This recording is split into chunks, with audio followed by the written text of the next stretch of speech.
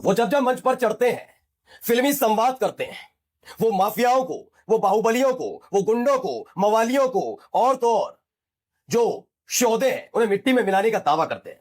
लेकिन सोचिए, इतने ज्यादा पावर वाला व्यक्ति अगर 14 साल के बच्चे से घबरा जाए तो, और उस बच्चे ने कुछ अपराध ऐसा नहीं किया, अपराध सिर्फ इतना, जिस काम के लिए उस व्यक्ति को चुना गया उससे उसी का काम बस पूछ लिया था, 14 साल के बच्चे पर मामला दर्ज कर दिया जाता है। सोचिए, ये रामराज की नई परिकल्पना है। ये इस दौर के जो अपने आप को राम भक्त कहते हैं, वो सत्ता चलाने वाले 14 साल के बच्चे से, उसके सवालों से इस कदर घबराते हैं कि एफआईआर दर्ज करते हैं, क्योंकि इनको ऐसे बच्चे नहीं चाहिए जो सत्ता से सवाल पूछें। स्वच्छ पानी, रोजगार, स्वास्थ्य, अर्थव्यवस्था, इस पर मत पूछो।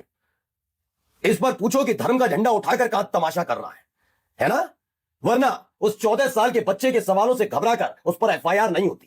कहां हुआ, कैसे हुआ, आज आपको दिखाने जा रहा हूं। आज आप देखकर भी तंग रह जाएंगे कि बड़ी बड़ी डींगे हाँकने वाले चीन, पाकिस्तान, बांग्लादेश, उनको लाल पीली आंखें दिखाने वालों की सरकार 14 साल के बच्चों के मासूम सवालों से डर जाती है।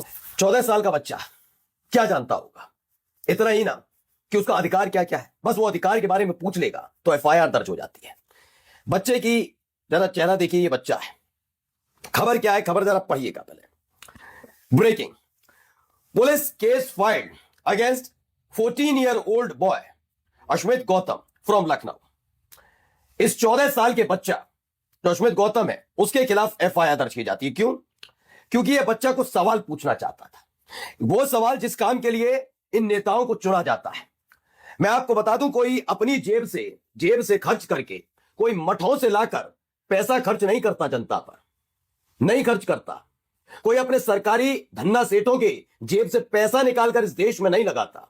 हम देश जैसे टैक्स पेयर, इस देश के, इस उत्तर प्रदेश की जनता के टैक्स पेयर के पैसे पर यह सरकार चलती है, पलती है, लेकिन यह फैसला भी करती है कि कौन कितना पूछेगा।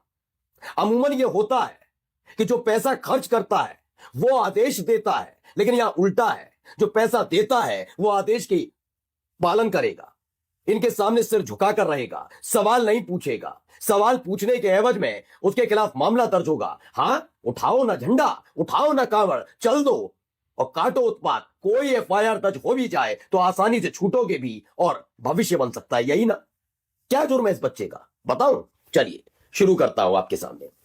एक ऐसी छोटी और बुलंद आवाज जिसका दीवाना हर कोई बना हुआ है। क्या है? मिली है लखनऊ के 14 साल के अश्वामित गौतम से, जिन्होंने मोदी और योगी सरकार से कुछ सवाल के जवाब मांगे, लेकिन सरकार जवाब नहीं दे पाई, तो उल्टा सरकार ने ही गौतम के खिलाफ, यानी ये अश्वामित गौतम जो है, उनके खिलाफ मुकदमा दर्ज करा दिया।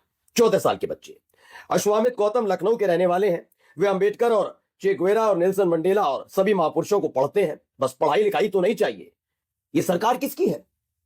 जो डिग्री नहीं दिखाते, डिग्री मांगे तो हाईकोर्ट चले जाते हैं, डिग्री नहीं दिखाएंगे, कागज पत्तर तुमसे मांगेंगे, तुम्हारे देखेंगे पर अपनी नहीं दिखाएंगे, मांगेंगे तो हाईकोर्ट जाएंगे और आदेश लेकर आएंगे कि अब साहिब से कोई उनकी डिग्री नहीं मांगेगा। समझ गया? ना पढ़े हैं ना पढ़ने देंगे वाला। पढ़ जाएंगे तो सवाल पूछेंगे जिनका जवाब इनके पास होगा ही नहीं, जिनके पास डिग्री तक नहीं। आइए आगे देखिए, अश्वामित गौतम क्या है? यहां छोटी सी उम्र में अभिनव अरोड़ा जैसे बच्चों को धर्म की चाशनी चटाई जाती है, उनको पाखंड और अंधविश्वास में डाला जाता है। वहीं उसका उल्टा जवाब अश्वमित गौतम है, जो आज एक राइजनिंग स्टार बन चुका है। मैं किसी बच्चे की तारीफ का मतलब यह नहीं कह रहा। क्या सवाल क्या थे? क्या यह कहा कि सत्ता छोड़कर चले जाओ? क्या आपको गालियां दी गई थी? नहीं।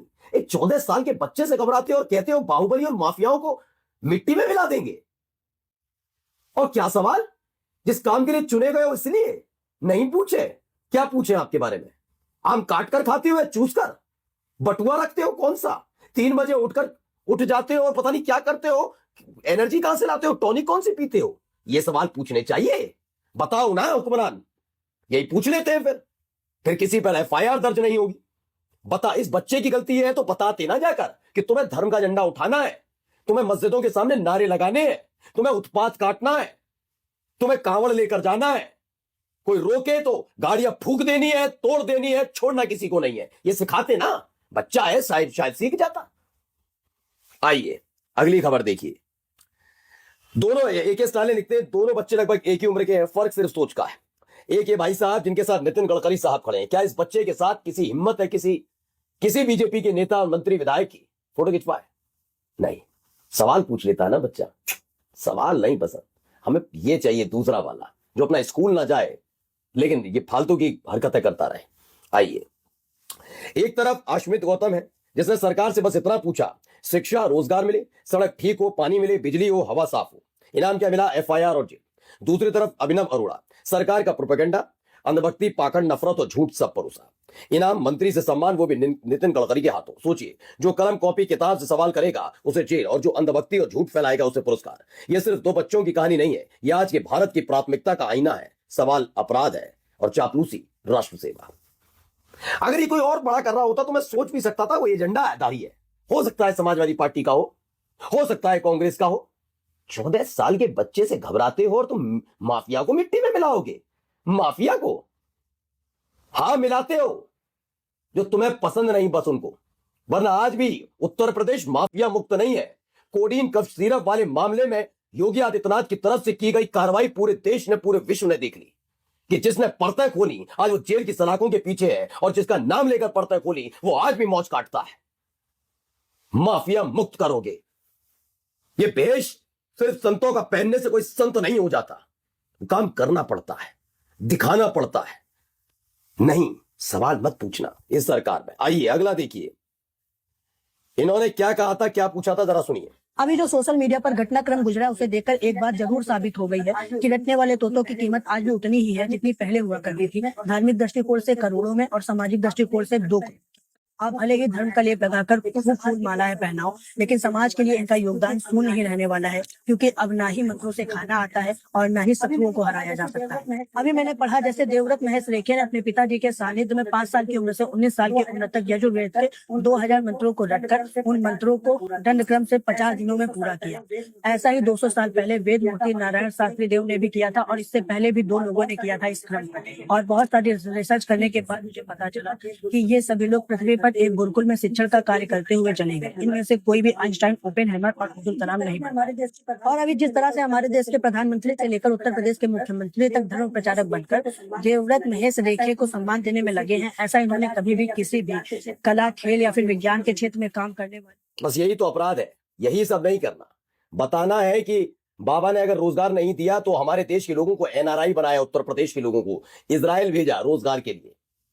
ये बताना है कि गोबर और गोमूत्र पर के नाम पर करोड़ों का घोटाला हो जाता है। बताना है कि हलाल वाला मीट खाना है या झटका वाला मीट, मंत्री अपना काम छोड़कर ये काम कर रहा होता है। बताना ये है कि गौ रक्षकों को कितनी खुली छूट दी जाती है। बताना है कि मदरसे इसलिए नहीं क्योंकि मियां बनाने का ठेका नहीं लिया। इस बच्चे की गलती तो ये है, ये सरकार पर सवाल उठाता है। नमस्कार।